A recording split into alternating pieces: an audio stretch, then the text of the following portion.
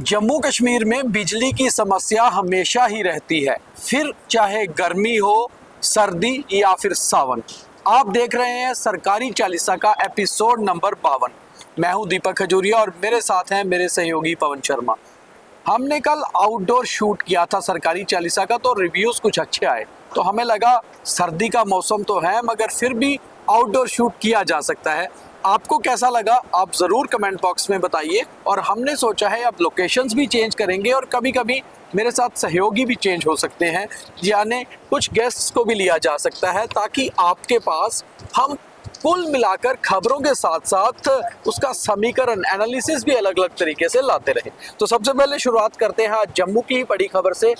जम्मू में ring road जो 58 kilometre तक बनना है राया मोड़ से लेकर जगती तक, वो भी कंप्लीट नहीं हुआ है। 4 फेजेस में बनाया जाना था, मगर कल अचानक से वहां पर टोल प्लाजा शुरू हो गया, टोल कटना भी शुरू हो गया। अब जब टोल कटना शुरू हो गया है तो लोगों को दिक्कत होनी भी शुरू हो गई है। जो वहां से गुजर रहा है टोल देकर, वो कहीं ना कहीं ये कह रहा है कि अभी तो रोड ही कंप्लीट नहीं हुई तो टोल कैसा। आज वहां पर स्थानीय लोगों ने जाकर खुद ही टोल प्लाजा बंद करवा दिया। अब वहां पर जो लेबर थी वो तो काम करती रही, मगर टोल काटने वाले मुलाजिम भाग खड़े हुए। उतने में वहां पर डीडीसी सदस्य रितु औलख पहुंची। उन्होंने भी कहा कि ये सरासर गलत है और इस बारे में कंसर्न अथॉरिटी से बात की जाएगी।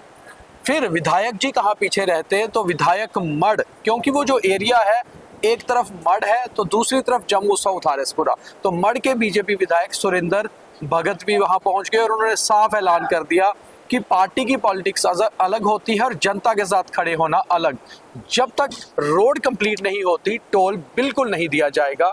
इस बारे में वो अथॉरिटीज से भी बात करेंगे। तो पवन जी, काफी सारा बवाल, उसके बाद डीडीसी सदस्य विधायक का भी वहां पहुंचना, क्या लगता है आपको, जायज कहा उन्होंने? देखिए, कल आप जब हमारी टीम वहां शूट कर रही थी तो एक किसान था जो छोटा हाथी लेकर आया था जी। वो मुझे बड़ा इंटरेस्टिंग लगा कि उसने कहा कि 420 रुपए मेरे टोल के कट गए हैं जी। मैं अपनी बहन के घर गया था सामान देने, आते वक्त उन्होंने बोला पराली लेकर जा। जगह 300 की तो पराली है जी, 420 का मेरा टोल लग गया है। रात को गया था तो टोल नहीं था, सवेरे आया तो टोल कट रहा है जी। तो वो हंगामा कल शुरू हुआ था और आज वहां पर आसपास के लोग अभी कम हुए हैं। बिल्कुल। जो मीटिंगें हो रही हैं, अगर ये नहीं बंद करेंगे तो लोग एक ओटीपी उठाएंगे तो सारा टोल प्लाजा घरों में चला जाएगा। 70 के 80 के करीब गांव हैं जो 2 विधानसभाओं के वहां पड़ते हैं। बिल्कुल। आज वहां पर सुरेंद्र भक्त पहुंचे, आप वहां पर थे, आप रिपोर्ट कर रहे थे। जो औलख है डीडीसी रितु औलख वो भी वहां पहुंची थी। अब लोगों में गुस्सा है, दरअसल लोगों में गुस्सा उनके प्रति था कि कल का लगा है तो आप हमारे नेता हो, डीडीसी मेंबर हो, विधायक हो, आप कहाँ हो। हालांकि आज एक विधायक पहुंचा नहीं, उसको भी पहुंचना चाहिए था, लेकिन अब ये है, ये जागे हैं कि अब ये तब तक नहीं लेंगे जब तक पूरा रोड कंप्लीट नहीं होगा। अब ये देखना होगा कि अब इसके ऊपर जो नेशनल हाईवे अथॉरिटी है वो क्या एक्शन लेती है, क्या कल टोल कटेगा या नहीं कटेगा, वो तो कल पता लगेगा, लेकिन आज अभी नहीं कट रहा है। जी, वहां पर जो टोल के लोग थे, जो अथॉरिटीज के, उनका कहना था कि देखिए हमें तो कहा गया कि टोल काटना शुरू करिए इसलिए हम आए, आप तो लोगों के विरोध में नहीं है। वहाँ एक सबसे इंटरेस्टिंग बात यह है कि वहाँ तहसीलदार जो है वो भी वहां पर मौजूद थे। उनका नाम है मिस्टर विवेक। हमारी उनसे बात भी हुई ऑन कैमरा, तो उन्होंने कुछ थोड़ा ही बोला, ऑफ कैमरा बात बताई कि मुझे प्रशासन की तरफ से कहा गया था कि आप वहां जाइए और जो टोल काटने से लोग रोक रहे हैं उसको सारा कुछ स्ट्रीमलाइन कराइए। तो कहीं ना कहीं प्रशासन ही टोल शुरू करवा रहा है। अब प्रशासन में जम्मू कश्मीर सरकार है या एलजी प्रशासन है या NHAI प्रशासन है, ये देखना होगा। देखो, जब टोल प्लाजा सरोवर वाला इश्यू शुरू हुआ था दीपक, तब भी गेम कहाँ अटकी थी? प्रशासन पर एलजी प्रशासन जी और NHAI जी। नेशनल हाईवे अथॉरिटी वाले कहते हैं कि हमें तो सेंटर की तरफ से आदेश है कि टोल तो काटना ही काटना है। अब एलजी प्रशासन कहता है कि ये टोल नहीं उठेगा जी। फिर हंगामा हुआ, जोवा राजपूत सभा के लोग गए अंदर हुए, वो कहानी एक अलग है कि उनके साथ क्या डील हुआ वो वही जाने, लेकिन उसके बाद वो उठ गया। अब कहानी यहाँ पर ये है कि भाई एक के बाद एक टोल लग गया। अब यहाँ से आप अगर जाते हो, एक जहाँ दोगे, एक बन में दोगे, फिर एक आप जाके नाचरी में दोगे, तो इस तरह से ये लोगों के ऊपर बोझ है और लोग इसलिए परेशान हैं। इसी साल के शुरुआत में 31 जनवरी 2024 को ही सरोर टोल प्लाजा को बंद किया गया था क्योंकि सड़क का काम अभी चल रहा था। इसी साल दिसंबर में ये नया टोल शुरू हो गया है और सड़क का काम यहाँ भी चल रहा है। अब इस टोल के ऊपर फैसला क्या आता है एनएचएआई का, ये देखना होगा। मगर फिलहाल जनता में रोष है और उनका कहना है कि ये टोल हम नहीं देंगे और ना ही टोल प्लाजा को चलने देंगे। तो अगली खबर की ओर बढ़ते हैं। बहुत इंटरेस्टिंग खबर है। कश्मीर में आज Kashmir power distribution corporation limited की ओर से ये ऑफिशियल स्टेटमेंट है कि 51 transfers damaged in a day in Kashmir. 51 transformer जो हैं बिजली के, वो एक ही दिन में आज खराब हो गए, डैमेज हो गए। और उसका कारण ये बताया जा रहा है ओवरलोडिंग। ओवरलोडिंग क्यों? जैसे जम्मू में ओवरलोडिंग गर्मियों में होती है, कश्मीर में सर्दियों में लोग घर के सभी अप्लायंसेस जो हैं वो जला के रखते हैं। और KPDCL Kashmir power distribution corporation limited ने लोगों से गुजारिश की है जितनी ज़रूरी हो उतनी ही बिजली इस्तेमाल करिए। देखो दीपक, जब आज से कुछ 7-8 साल पहले की मैं बात करता हूँ, तब आरसपुरा, बिश्नाह, बड़ी ब्रह्मणा, यहाँ पर 32 के करीब ट्रांसफार्मर जल गए थे एक ही दिन में। और वो भी जब तपती गर्मी थी, जून के महीने में। तो अब यहाँ पर उन दिनों गर्मी बहुत होती है, तो जहाँ पर एसी वगैरह चलते हैं या दूसरा सामान चलता है, कश्मीर में अब हीटर चलेंगे या दूसरी अप्लायंसेस जो है वो चल रही है। तो उस वजह से वहाँ लोड बढ़ रहा है, इसमें कोई शक नहीं है कि अगर इतने ज्यादा हुए हैं तो लोगों को तो परेशानी होगी। बिल्कुल। लेकिन उसके लिए लोगों को भी जागरूक होना पड़ेगा कि आप इतना ही इस्तेमाल करिए जितनी हीटअप की आपको जरूरत है। आप पूरी कोठी को हीटअप करके 24 घंटे रखेंगे, तो अगर सभी लोग ऐसा करते हैं तो लोड तो ट्रांसफार्मर में अभी पड़ेगा। सर्दी का आगाज है, शुरुआत है, आगे आगे चिल्ले कलां तो 40 दिन का आता है, समय मुश्किल हो उसमें जाएगा। ध्यान रखना होगा। और सरकार भी लगातार इस ओर बयान दे रही है, ग्राउंड पे भी काम करना होगा। Police intensifies crackdown on drug trafficking. UP की तर्ज पर जम्मू कश्मीर पुलिस और सरकार भी एक्टिव हुई है कि जो कोई टेररिज्म में इन्वॉल्व होगा या ड्रग ट्रैफिकिंग में, उसकी प्रॉपर्टी सीज होगी। और अनंतनाग में आग 4 करोड़ 30 लाख रुपए की कुछ ड्रग पेडलर्स की प्रॉपर्टी को सीज कर दिया गया। बहुत बढ़िया कदम है, ऐसे स्टेप उठाते रहना चाहिए जी। मैं तो तारीफ करूंगा जम्मू कश्मीर पुलिस की भी। पिछले 4-5 दिन से विजयपुर के रख बरोटिया में, बिश्नाह में, सांबा में, तमाम जगह पे रेड्स हुई है। आरसपुरा में भी हुई है, बिल्कुल, सलैड में भी हुई। तो बहुत सा सामान पकड़ा है, बहुत से लोग पकड़े हैं। जो कुल्ले थे गुजरों के, उन्होंने कुल्लों के अंदर जाकर हेरोइन को छुपाया हुआ था। और जो जम्मू कश्मीर पुलिस का डॉग है सायरा, उसने वहां से निकाले हैं। जो मादक पदार्थों को सूंघ लेते हैं डॉग, जो वो डॉग लेकर गए थे, उन्होंने ऐसी ऐसी जगह से मादक पदार्थ निकाले हैं, बंदा सोच ही नहीं सकता कहाँ छुपाए हैं। तो ये एक अच्छा स्टेप है और इन लोगों को उसी तरह ट्रीट करिए जैसे आप टेररिस्ट ट्रीट करते हैं। वकीलों का चुनाव आज हो रहा है, यानी कि बार एसोसिएशन ऑफ जम्मू के वोट आज डाले जा चुके हैं। जब हम ये रिकॉर्ड कर रहे हैं, चुनाव गिनती शुरू होने वाली है। और जब हमारा ये प्रोग्राम 8 बजे चलेगा तब तक काउंटिंग हो चुकी होगी आधी के करीब। और 9 बजे के बाद से रिजल्ट आना शुरू हो जाएंगे।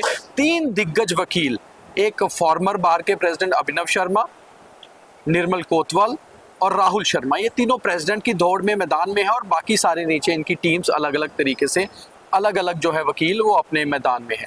जो भी रिजल्ट्स आएंगे हम कोशिश करेंगे आपको रात को ही दिखाने की, या सुबह तक आपको रिजल्ट्स जो है हम पूरे तफदील से बताएंगे कि कौन प्रधान बना, उसके पीछे कारण क्या है। मगर फिलहाल जो है आज चुनाव हुए हैं बार एसोसिएशन के। काफ़ी देर से इंतजार हो रहा था कब चुनाव होते हैं। और बार एक बहुत अहम रोल प्ले करता है पॉलिसी मेकिंग में जम्मू और कश्मीर में।